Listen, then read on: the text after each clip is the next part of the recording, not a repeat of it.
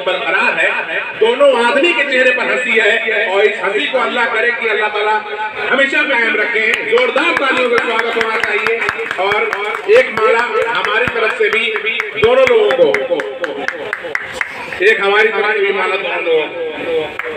हम चाहेंगे कि इस तरीके की मोहब्बत का जो परिचय दिया जा रहा है ये हमेशा हर जगह हर लोग एक दूसरे को देते रहे, तो इंशाअल्लाह दिखाने की जरूरत नहीं पड़ेगी कि हम एक हैं, बल्कि आदमी साबित करके दिखाया कि हम एक हैं। बहुत शुभकामनाएं। और आज मैं कुछ बोलने के इरादे से नहीं आया था, बल्कि मुझसे बहुत ज्यादा अनुभवी ज्ञानी लोग यहाँ पर मौजूद हैं और उनको सुनने के लिए मैं आया था। और यहाँ पर हर क्षेत्र के लोग मौजूद हैं, उलमा भी मौजूद हैं और हमसे बहुत सीनियर और वरिष्ठ पत्रकार यहाँ पर मौजूद हैं।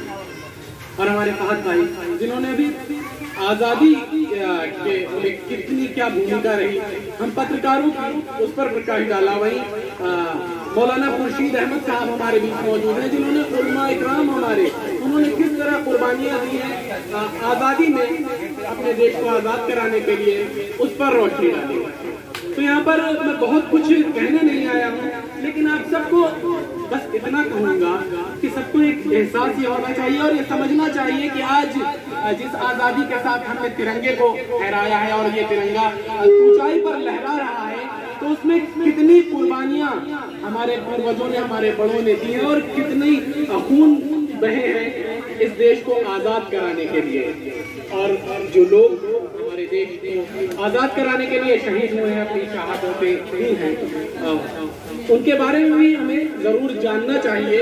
और इसी के साथ आज जो हमारे देश का एक माहौल बनाया जा रहा है, आपस में लोगों को बांटने की कोशिश की जा रही है धार्मिक आधार पर, और ऐसे में मैं सिर्फ यही कहूँगा, कैसे बांटेंगे आप? हमारा देश तो सारी दुनिया को ही अनेकता में एकता का संदेश देता है। हमारा राष्ट्रीय ध्वज जिसमें भगवा, सफेद और हरा रंग एक साथ है और ये ऊंचाई पर लहर रहा है और यही कहीं ना कहीं सारी दुनिया को हमारी एकता का संदेश दे रहा है। और किस तरह भारत में अनेकों धर्म हैं, अनेकों जातियां हैं और हम सब मिलकर रहते हैं, एक दूसरे के साथ रहते हैं। और लेकिन एक चीज जो है दुखद है, लेकिन मैं कहना चाहूंगा और जो लोग इसके अनजान हैं उनको मैं बताना भी चाहूंगा। अभी मौलाना ने भी जो कहा, मुसलमानों को अक्सर शक की निगाह से देखा जाता है, शक किया जाता है और हमारे देश प्रेम पर, राष्ट्रभक्ति पर सवालिया निशान लगाया जाता है। तो यहाँ पर मैं, जैसा कि मौलाना साहब ने बताया, दिल्ली की सड़कों पर जो खून से जो है रंग गई थी, लाल हो गई थी और कोई दरख्त ऐसा नहीं बचा था जहाँ पर हमारे उलमाओं के सर को काट कर टांगा ना हो उन फिरंगियों ने। और अब हम ही पर शक किया जाता है और हमें शक की निगाह से देखा जाता है। तो इसे शेर के साथ मैं आप सबसे इजाजत दूंगा। राहत इंदौरी साहब का शेर है, सभी का खून है यहाँ की मिट्टी में शामिल, किसी के बाप का हिंदुस्तान थोड़ी है। तो लोग अधिकार देने का सोचते हैं कि हमें बताना पड़ेगा और अभी मौजूदा सत्ता को भी देखते हुए, क्योंकि सत्ता का और कई सारे दल हैं, सिर्फ सत्ताधारी दल की बात मैं नहीं कर रहा हूँ, बहुत सारे दल हैं और ये राजनीतिक दल ही है जो प्रयास कर रहे हैं हमें बांटने की, एक दूसरे से अलग करने की, जाति के आधार पर, धर्म के आधार पर। लेकिन हम बंटने वाले नहीं हैं।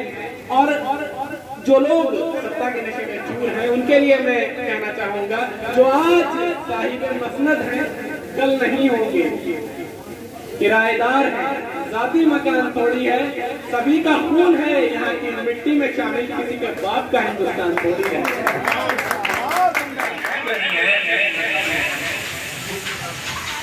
ये इतिहास के पन्नों में धीमे धीमे गुम होता जा रहा है। जिस लाइन का जो आदमी है, चाहे नेता हो, चाहे उलमा हो, चाहे संत हो, चाहे साधु हो, चाहे पत्रकार हो, नहीं सारे फील्ड के बारे में, हर एक क्षेत्र के बारे में बता सकता है, तो कम से कम इतनी जिम्मेदारी ले ले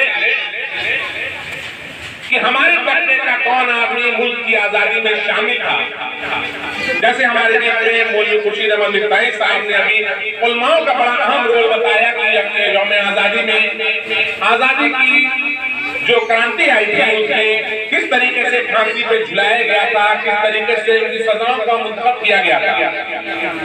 ऐसे ही पत्रकारों की शुरुआत कहां से हुई और किस तरीके से पत्रकारों का अहम रोल था। हम आज आपको एक ऐसा नाम बताएंगे जो शायद आपको यूट्यूब वगैरह पर देखने को मिल जाए। इतिहास के पन्नों में ये सब नाम बिल्कुल गुम हो चुका है। मौलवी मोहम्मद बाकिर साहब ये देश में शहीद होने वाले पहले पत्रकारों में से हैं। मौलवी मोहम्मद बाकिर साहब शायद ही ऐसी सजा किसी पत्रकार को दी गई हो हिंदुस्तान के इतिहास में जिस तरीके से इनको सजा दी गई थी। अंग्रेजों ने जुल्म और बर्बरियत इस हद तक की थी, इनकी लेखनी से तंग आकर क्रांतिकारी लेखनी लिखते थे। देश में अंग्रेजों को भगाने के लिए बड़ी मेहनत करते थे। इनकी लेखनी से तंग आकर अंग्रेजों ने 14 सितंबर 1857 ईस्वी को इनको अचानक गिरफ्तार किया और 2 दिन बाद यानी 16 सितंबर 1857 ईस्वी को इनको तोप पे बांध करके उड़ा दिया गया। आप सोचिए कि ये गोली किसी के चेहरे पे लगती है, पार होती है तो चेहरे का शिकवा उड़ जाता है। इनको अंग्रेजों ने तोप पर बांध कर उड़ा दिया था और सबकी आवाजों को दबाने के लिए काम किया था। इनको कई बार धमकियां भी मिली, लेकिन इनकी लेखनी रुकी नहीं, इनकी कलम रुकी नहीं। कलम ऐसी चली, खून ऐसा बहा कि 15 अगस्त 1947 को अंग्रेज देश छोड़ के भागने के लिए मजबूर हुए। ऐसे क्रांतिकारी पत्रकार हमारे बीच में मौजूद थे जिनकी वजह से आज यहाँ बैठे हुए हैं। मौलवी मोहम्मद बाकिर साहब का जन्म 1780 ईस्वी में दिल्ली में हुआ था। हिंदी साहित्य और पत्रकारिता में खास इनको रुचि थी और अपनी रुचि को ध्यान में रखते हुए मौलवी मोहम्मद बाकिर साहब ने बड़ी अहम भूमिका निभाई इस क्रांति को शुरू करने के लिए। और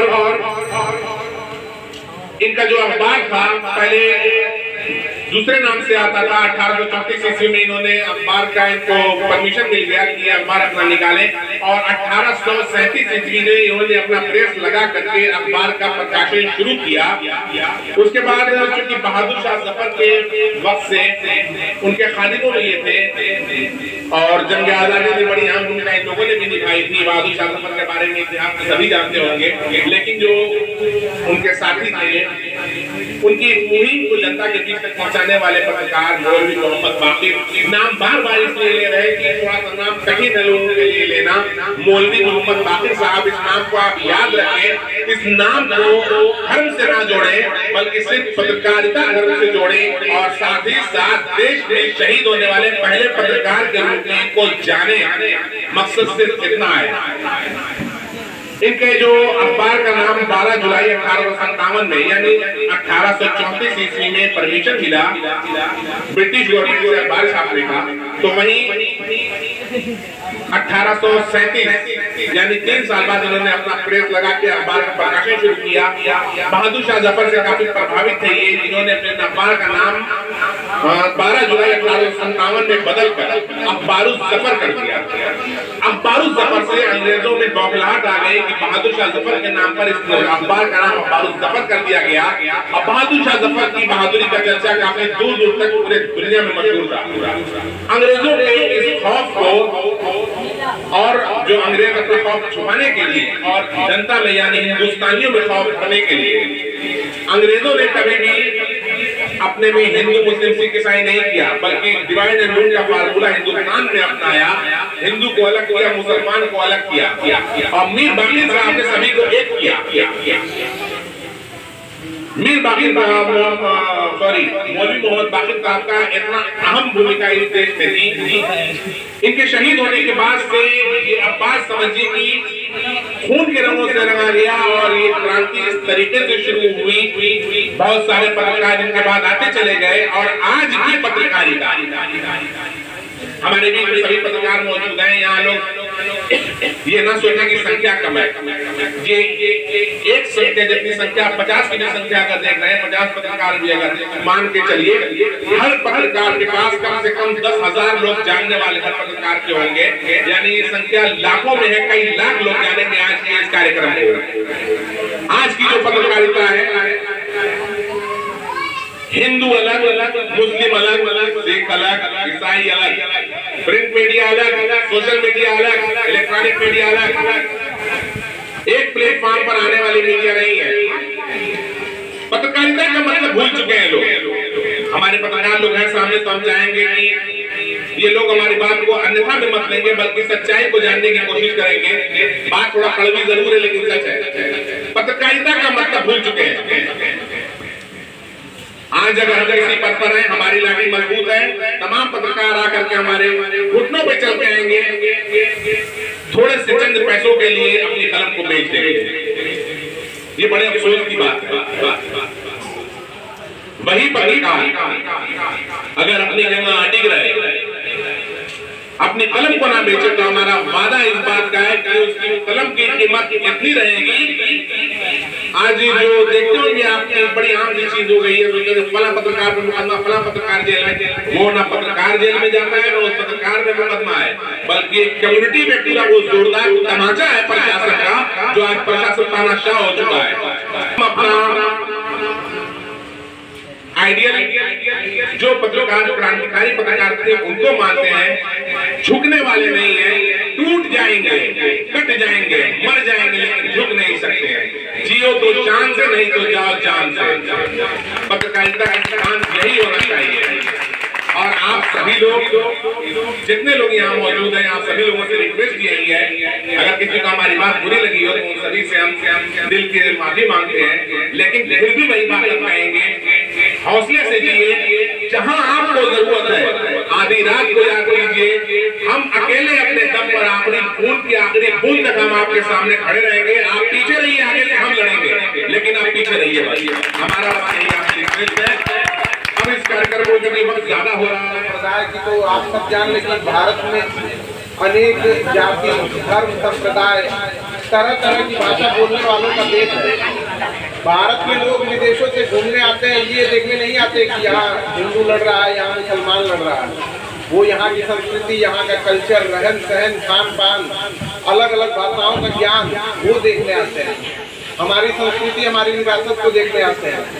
लेकिन लोग आज जात पात और एक दूसरे को नीचा दिखाने में रह गए। हमें जरूरत है जो 75 साल आज़ादी के बीते दिनों को याद करने की। जो आज़ादी मिली इतनी आसान नहीं थी। आज हम जब खुलेआम गलियों में बैठकर अपने तिरंगे को लहराते हैं और देश के शहीदों की बात करते हैं, तो उस वक्त काफी कठिन होता था।